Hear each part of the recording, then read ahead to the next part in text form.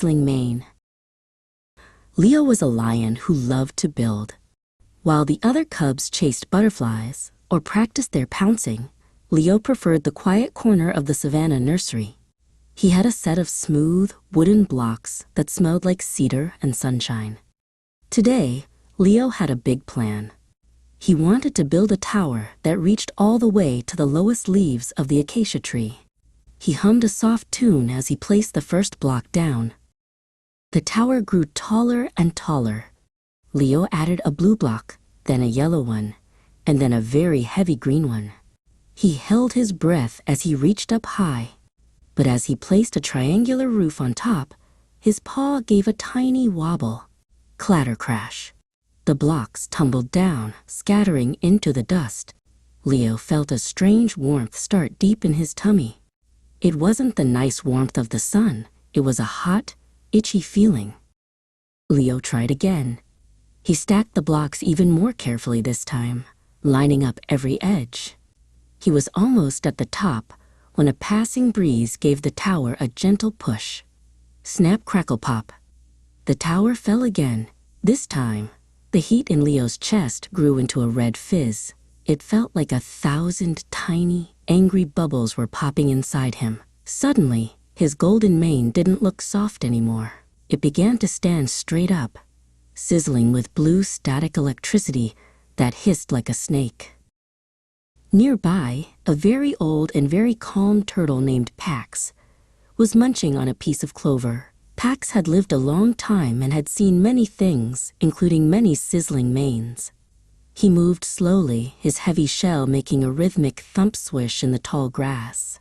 He didn't seem bothered by the sparks or the crackling noise coming from Leo. He simply stopped a few feet away and waited for the air to cool. Leo let out a frustrated huff, sending a shower of sparks onto the grass. "It won't stay up," he cried. "The red fizz is making my head feel tight, and my mane won't stop buzzing."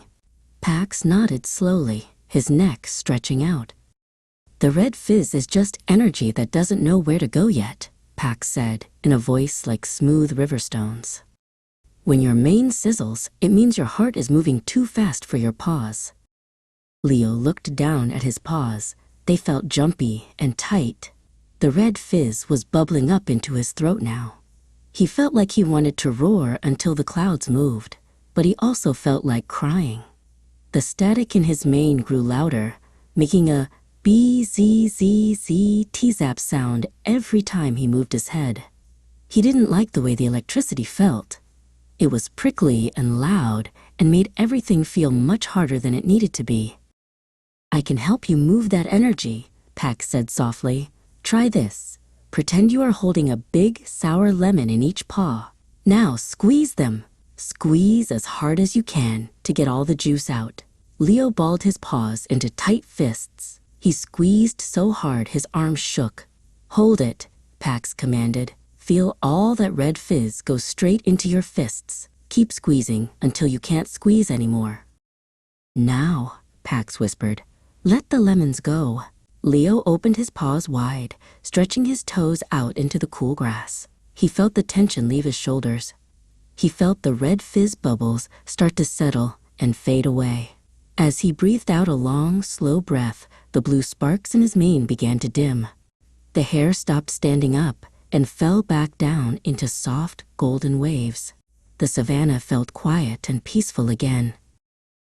"Do you feel the quiet inside now?" Pax asked. Leo nodded. His chest felt cool and steady. He looked at the scattered blocks. They didn't look like an impossible problem anymore. They just looked like blocks. He reached out and placed the first one down.